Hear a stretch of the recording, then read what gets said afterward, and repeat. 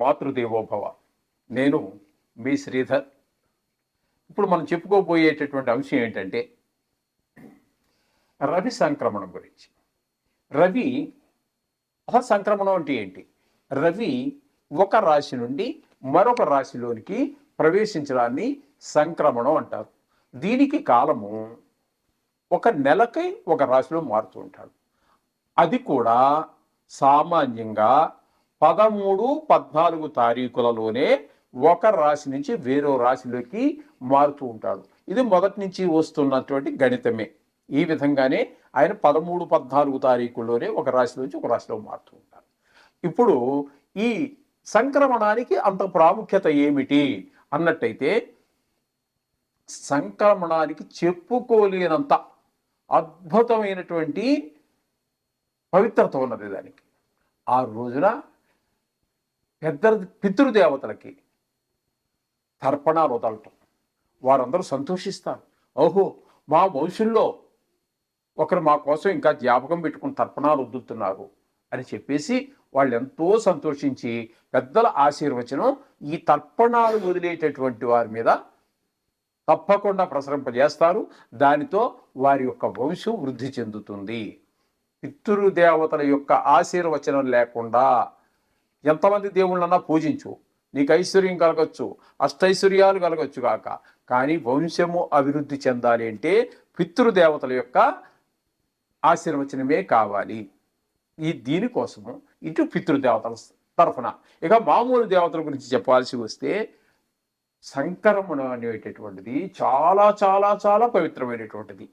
ఏ పూజ చేసినా మామూలు రోజుల్లో చేసిన పుణ్యం కంటే అనేక లక్షల రెట్లు పుణ్యఫలం లభిస్తుంది అని చెప్పి మనకి శాస్త్రాలు చెబుతూ ఉన్నాయి. మనకి ఉదాహరణకి అన్ని మన శాస్త్రాలు చదవలేము, కానీ ప్రతి ఇంటిలోనూ ఏదో సందర్భంలో సత్యనారాయణ స్వామి వారి వ్రతం మనం చేసుకునే ఉంటాము. అప్పుడు కూడా ఆ సత్యనారాయణ స్వామి వ్రతంలో కూడా సత్యనారాయణ స్వామి వ్రతం ఎప్పుడు చేసుకోవాలి అనేటటువంటి ఒక ప్రశ్న వాళ్లే వేసుకుని సమాధానం చెప్పేది ఎప్పుడంటే, ఏకాదశి రోజున కానీ, పౌర్ణమి రోజున కానీ, సంక్రమణం రోజున కానీ ఈ యొక్క వ్రతాన్ని చేసుకుంటే, అలాగే ఇంట్లో శుభకార్యాలు జరిగేటటువంటి సందర్భాల్లోనూ ఈ యొక్క వ్రతాన్ని చేసుకుంటే చాలా మంచిదని చెప్పడం జరుగుతుంది. అంటే సంక్రమణానికి దేవుని యొక్క పూజలు చేసుకోవడానికి కూడా అంత ప్రాముఖ్యత ఉన్నదని మనకి చెప్పగానే తెలుస్తున్నది. అలా పురాణ పురుషులే ఆచరించినటువంటిది కాబట్టి మనం తప్పకుండా ఈ మకర సంక్రమణం కాదు, ఏ రాశిలో ప్రవేశిస్తే ఆ సంక్రమణం అంటారు. ఆ సంక్రమణం రోజున తప్పకుండా అటు పితృదేవతల యొక్క పూజలు, ఇటు మామూలుగా మన దేవతల యొక్క పూజలు కూడా చేసుకున్నట్టయితే చక్కటి ఫలితాలన్నీ మనం అనుభవంలోకి వస్తాయి. మనసు ప్రశాంతంగా ఉంటుంది. మనకి వెనకాల ఎవరు అక్కర్లా, నా కొడుకున్నాడు, మా తండ్రి ఉన్నాడు, మా అన్న ఉన్నాడు, మా తమ్ముడు ఉన్నాడు, మన భార్య ఉంది, నాకు వెనకాల 1,00,000 కోట్లు ఉన్నాయి, ఇవేం అక్కర్లేదండి. అంతకంటే కూడా కోటి రెట్లు నీకు మనోస్థైర్యాన్ని ఇవ్వగలిగినటువంటిది దైవశక్తి. అటువంటి దైవశక్తి మనకి సమకూరాలి అన్నట్టయితే పెద్దలు చెప్పినటువంటి ఇటువంటి పర్వదినాలలో తప్పకుండా ఈ యొక్క పితృదేవతలకి సంతృప్తి కోసం తర్పణాలు వదులుకోవటము, ఇటు మామూలు దేవుడికి సంబంధించి పురాణాల్లో ఏమేమి చెప్పారో చెప్పడం కూడా చేసుకోవచ్చండి. దేవతలకు సంబంధించినటువంటి సంక్రమణం రోజు ముఖ్యం అక్కడ. అటువంటి రోజున మీ ఇష్ట దైవం, ఏ దైవాన్ని అయితే ఆ దైవాన్ని మీరు పూజించండి, తప్పకుండా సరళ శుభాలు మీరు పొందుతారు. ఇది మీ అందరికీ తెలియజేస్తున్నాను. ఇప్పుడు మనం చెప్పుకోబోయేది ఏమిటి అంటే, ఇప్పటి వరకు 13వ తారీఖు వరకు, 13 ఏప్రిల్ 2025 వరకు మీనంలో సంచారం చేస్తూ ఉన్నారు సూర్యభగవానుడు. అటువంటి సూర్యభగవానుడు మనకి 14వ తారీఖు ఏప్రిల్ నెల 2025 నుండి 14వ తారీఖు మే నెల, అంటే కరెక్ట్గా నెల 2025 వరకు మేష సంక్రమణం అంటారు. మేషంలో ప్రవేశిస్తున్నారు. ఈ నెల రోజులు మేషంలోనే రవి యొక్క సంచారం జరుగుతూ ఉంటుంది. ఈ విధంగా జరగటం వలన ఈ 12 రాశులు ఉన్నాయి కదండి మనకి, ఈ 12 రాశుల వారికి ఏ విధమైనటువంటి ఫలితాలు కలుగుతాయి? శుభ ఫలితాలు కలుగుతాయా, అశుభ ఫలితాలు కలుగుతాయా? ఒకవేళ శుభ ఫలితాలే కలిగేటట్టయితే ఏ విషయాలలో శుభ ఫలితాలు కలుగుతాయి, అశుభ ఫలితాలు కలిగేటట్టయితే ఏ ఏ ఏ అశుభ ఫలితాలు కలుగుతాయి అనేటువంటిది మనం ముందుగా తెలుసుకున్నట్టయితే దానికి తగినటువంటి పరిష్కారాలు చేసుకోవటానికి మనకి అవకాశం కల్పిస్తుంది. కాబట్టి దీన్ని మనం జ్యోతిష శాస్త్రంలో చెప్పుకోవడం జరుగుతోంది. భూతకాలం గురించి అక్కర్లేదు, అందరికీ తెలిసిపోయిందే. వర్తమానం ఎలా జరుగుతుందో అందరికీ తెలుసు. ఇక దీనికి ఎందుకు ఇంత ప్రాముఖ్యత అంటే మన భవిష్యత్తు, ఈ భవిష్యత్తు ఎలా ఉండబోతుంది, రేపు ఎలా ఉండబోతుంది, వారంలో రేపు వారం ఎలా ఉండబోతుంది, రేపు నెలలో ఎలా ఉండబోతుంది, రేపు సంవత్సరం ఎలా ఉండబోతుంది, రాబోయే నా జీవితకాలం అంతా ఎలా ఉంటుంది అనేటువంటి తెలుసుకోవడం కోసమే మనకి ఈ జ్యోతిష్ శాస్త్రాన్ని మహానుభావులు మనకు అందించారు. కాబట్టి అటువంటి వారికి ప్రణామం చేసుకుంటూ ఈ మేష సంక్రమణం గురించి ఇప్పుడు ఏ ఏ రాశుల వారికి ఏ ఏ ఫలితాలు వస్తాయనేది తెలుసుకునేటువంటి ప్రయత్నం చేద్దాము. మిథున రాశి వారికి రవి సంక్రమణం, మేషరాశిలో సంక్రమణం, రవి సంక్రమణం ఏ విధంగా ఉంటుంది, ఫలితాలు ఏ విధమైన ఫలితాలు ఇస్తుంది అని కనుక మనం తెలుసుకున్నట్టయితే సశాస్త్రీయంగా తెలుసుకునే ప్రయత్నం చేద్దాం. ఆ తెలుసుకోవటంలో మనం చెప్తున్నది, శాస్త్రకారులు చెప్తున్నటువంటిది ఏంటంటే, ఇందులో నేను చెప్పేది ఏమి ఉండదండి, నా పైత్యం కానీ నా కవిత్వం కానీ ఏమి ఉండదు, ఎవరు ఏది చెప్పినా జరగబోయేది ఇదే రాసుకోండి అని ఏమి నేను చెప్పనండి. అది ఎందుకని చెప్పను అంటే, వాళ్ళు ఎవరో చెప్పారని కాదండి, వాళ్ళు ఎవరో చెప్పలేదని కాదు.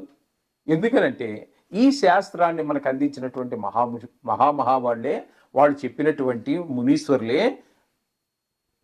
జ్యోతిషం సూచితం శాస్త్రం, ఇది సూచిస్తుంది అంతవరకే అని వాళ్ళు చెప్పారు. కాబట్టి అంతవరకే చెప్పాలి, రాసి పెట్టుకోండి. హరిహర బ్రహ్మాదులు వచ్చినా, అరే నేను చెప్పే ఆ బోడి మాటలకి హరుడు బ్రహ్మదేవుడు రావాలండి, అంత శక్తి ఉందా నాకు? ఇలాంటి బడాయి కబుర్లు ఏమి ఉండవండి. ఒకవేళ మనకి అశుభాలు జరిగేటట్టుగానే ఉన్నట్టయితే అప్పుడు కూడా మిమ్మల్ని భయభ్రాంతులు చేసేసి ఆ జపం చేసే, ఈ హోమం చేసే అని చెప్పేసి మీ చేత లక్షలు ఖర్చు పెట్టించేటటువంటి ప్రయత్నం ఉండదు. అది వాళ్ళు చెప్పారు. దాని కొన్ని ప్రత్యేకమైన పరిస్థితుల్లో వాళ్ళు చెప్పారు, యజ్ఞాలు, యాగాలు, హోమాలు, అవి కాదంటలేదు. కానీ ఇక్కడ మనకి శాస్త్రం ఎంతవరకు చెప్పిందో అంతవరకే మాత్రమే మనం చెప్తూ ఉన్నాము. ఇక్కడ చెప్పబోయేది ఏంటంటే, ఇప్పుడు ఏంటంటే